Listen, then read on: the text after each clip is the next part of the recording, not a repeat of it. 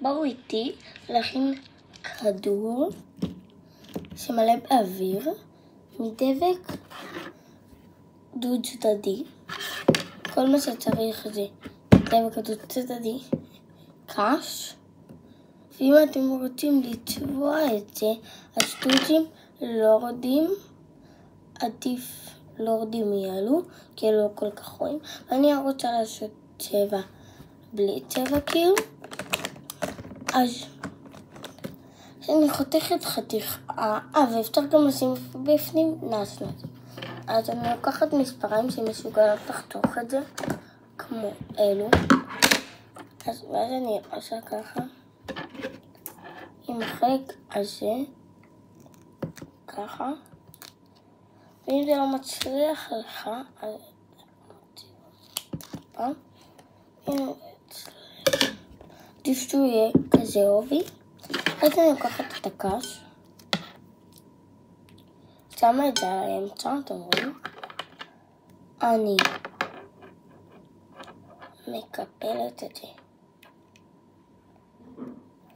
לחצי, אני עוד מעט אראה לכם. מקפלת את זה ככה. עכשיו, נכון, יש לזה ליילון. עכשיו מוציאה אותו לאט לאט ובזהירות. זה יצא לנו טוב על זה. אוקיי, עכשיו אנחנו מסתמים את כל החורים. כאן אני לא צריך לסתום, אתם רואים? וכאן, אוקיי, לכאן זה יפה.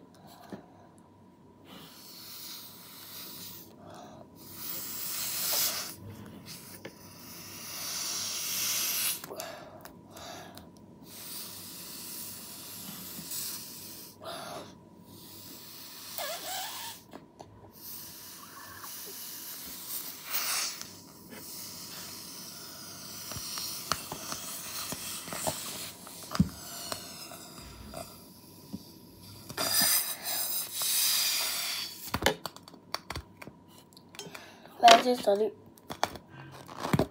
כזה בועה, אני היה באוויר, ואז אני עוברת כאן על החורים ואני מנסה לשתום אותם שלא יתפוצץ לי.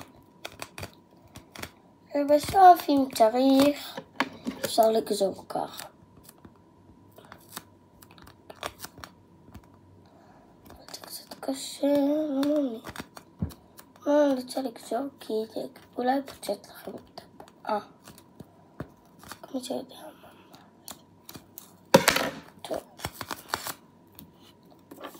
אוקיי. ביי.